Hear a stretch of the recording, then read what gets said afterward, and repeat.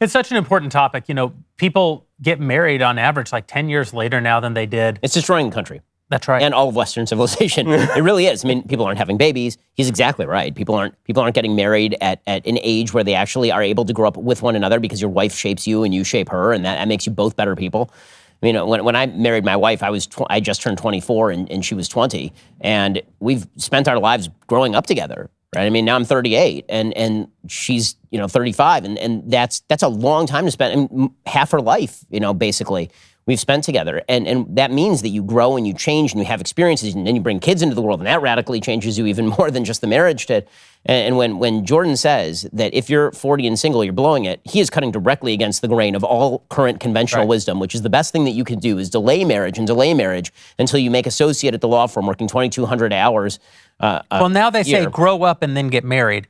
And in the past, they said get married and grow up. So that you can grow up. So my dad used to make a point about this. He used to say, people would ask him about when to get married.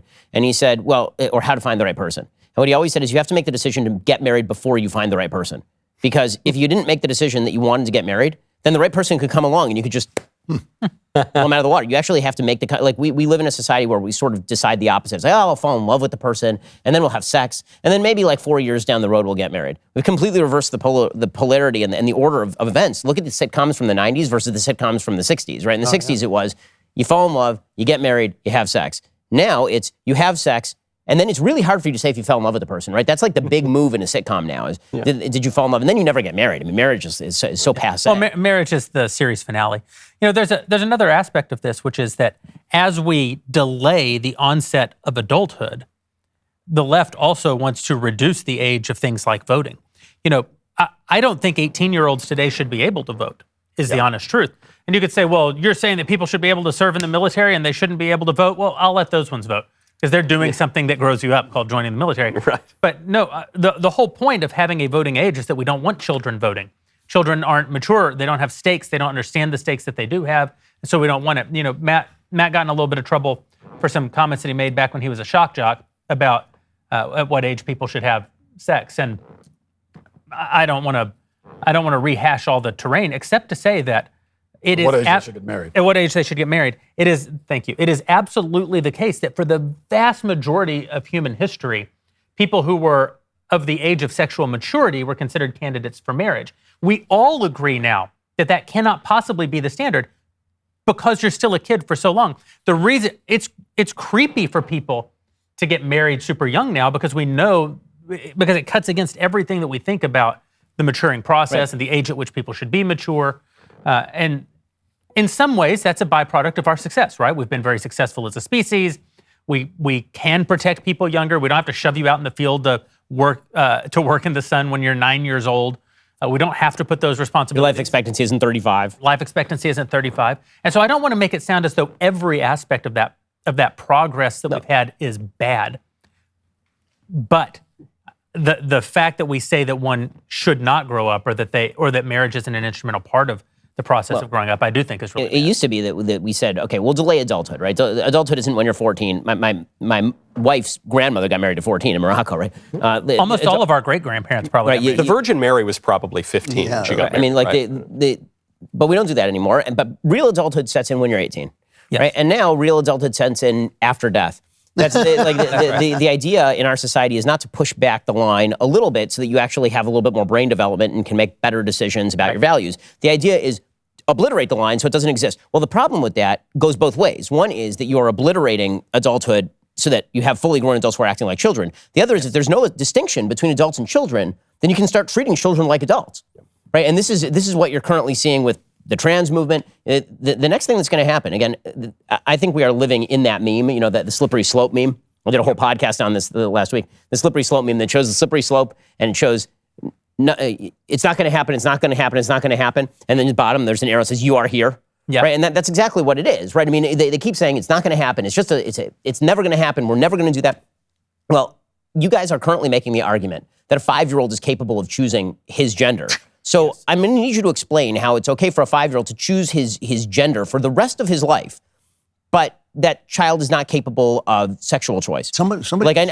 By the way, I don't think a child is capable of either. So I'm consistent. So I'm asking you, why don't you be consistent? Explain to me how kids are able to consent to chopping off their at the age of 16, Yeah. but they're not able. What you're saying is that we're on the verge of the moment when the left tries to say that children can engage in sex with adults, essentially. Yes, I mean, and what they're going to do is it's happening also. By the way, that very movement. Oh, 100%. And what it'll start with what they've already started to do, which is sort of these Romeo and Juliet laws, right? It'll start with, it's okay for a 15-year-old to have sex with a 13-year-old. What's really the problem? And then it'll be, well, is 16 so bad? And then I was like, well, is 18 so bad? I mean, This is why I disagree with you about grooming. I think they are grooming children for sexuality. That is their definition of identity. Well, but is it that you're disagreeing, or you're discussing the two sides of the very same thing, which is you're describing the physical enactment of it, and you're describing the metaphysical version of it. But the whole point is, they're kind of the same, you know. I mean, they're kind of intertwined. By the way, what you talked about growing up in a marriage is doubly important because you're growing up with a woman. Yes. You know, I mean, I married my wife like most people marry their wife because she was hot, she was beautiful, she was fun, she was smart, she was all those things that really attracted. But it wasn't till about 10 years after we had been together when I started to think like, oh, you know, like for the first 10 years I was thinking, well, of course she has no capacity for reason. You know, I don't understand a word she said. But then I kept noticing that she was right a lot of the time when she, and I couldn't understand it. And I started to think, oh, she's actually seeing the world from a different point of view. And that is like putting on those red and blue glasses that suddenly turn the world into 3 dimensions. You suddenly become one flesh, one person, and you see things in a new and deeper and richer way. And that to me transforms everything. Yeah. Because, you know, I'm never going to stop being a guy. She's never going to stop being a girl. She's the girliest girl I know. I'm a very guy-like guy. But now I live in a unity of male-female that actually transforms everything into reality, into a reality you don't see before. And the other advantage of getting, you know, it's kind of like is marriage the cornerstone of adulthood or the capstone? And the advantage to it being the cornerstone of young adulthood is that, as you said, you're building a life together, an existence together, as opposed to let's get married when we're 35 or 40, and now I have all of my own stuff. Everything is mine. I have my own life, my own money. This is all mine. And now you are coming into this thing that I have built without you. And by the way, all your own experiences and all the crap from your past, right, which you see really break up marriages. People come in with all these terrible experiences they've already had with members of the opposite sex, and then they get married. And they're already heavily shaped. And that's why we hear so much about, well, you know, at the root of a lot of divorces is money. And I guess that's the case. But for someone like myself, I got married young. I can't even imagine why that would be the case. We don't have any money issues in my marriage because all the money, I make the money, but it's our money. It's in a joint bank account. Like it was in a joint bank account literally the day we got married. And I'm also aware because as I've been growing and building my career and all that, I've had my wife with me, and none of this would have happened without her. So it's very clear to me that this is something we did together. Well, for I think all of us. So I think none of us were either rich or famous. Some of us are still not rich or famous.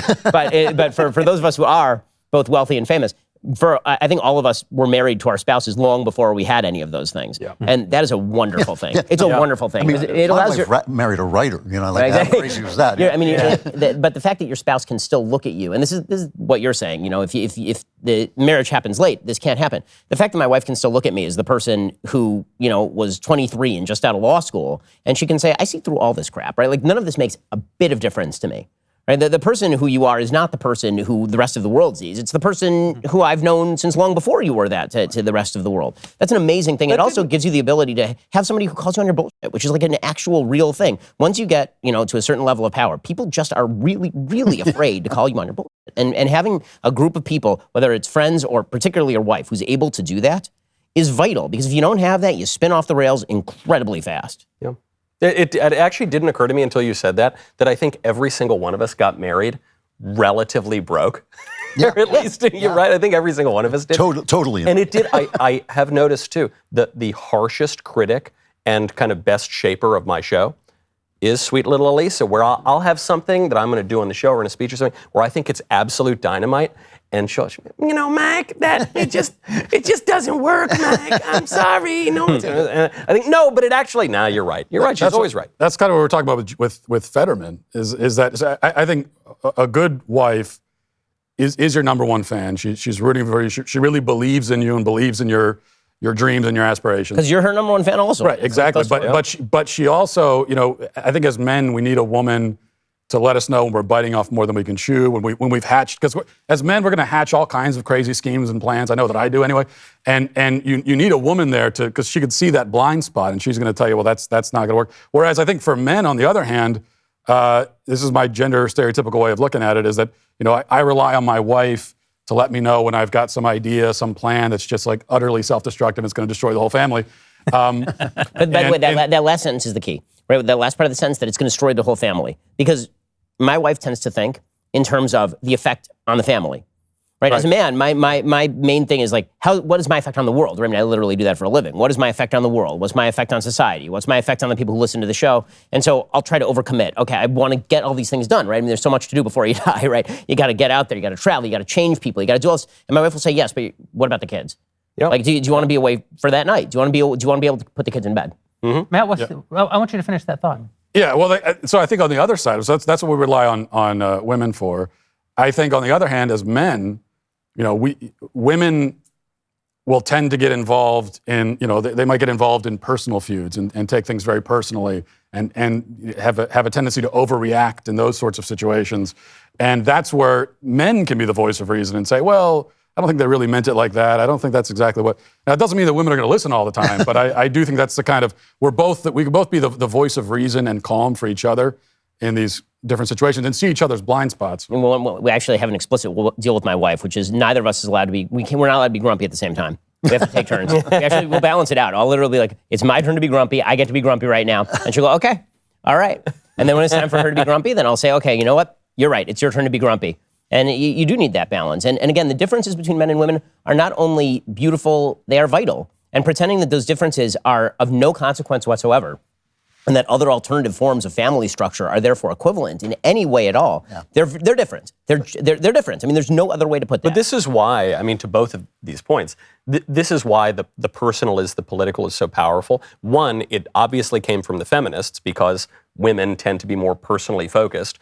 And traditionally, women took care of the private part of life, and men were more public-facing and were more interested in the political side. And so it's no surprise that the feminists would then seek to meld those two. But then it's obviously the case that the personal is the political. The country is just made up of people and of our personal lives. And so we think of marriage as being private. Well, if marriage becomes completely distorted, that's obviously going to have political effects. And you've seen that play out now for 60 years.